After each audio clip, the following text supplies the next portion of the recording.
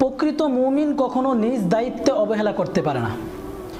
আমরা যখন কোনো প্রতিষ্ঠানে কাজ করতে সম্মত হই, এর মানে হচ্ছে আমরা নির্দিষ্ট পরিমাণ শ্রম মেধা প্রদানের জন্য চুক্তিবদ্ধ হই। চুক্তি অনুযায়ী শ্রম ও মেধা প্রদান করা আমাদের জন্য ফরজ।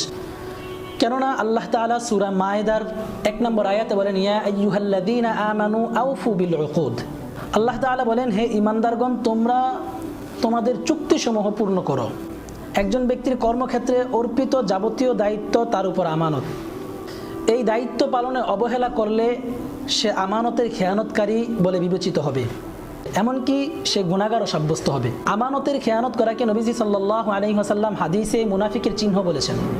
নবীজি সাল্লাল্লাহু আলাইহি ওয়াসাল্লাম বলেন, মুনাফিকের 3টি চিহ্ন।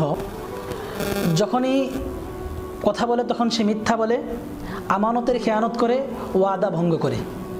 আরেকজন আমানতের খেয়ানতকারী ব্যক্তি কখনো মানুষের ভালোবাসার পাত্র হতে পারে না।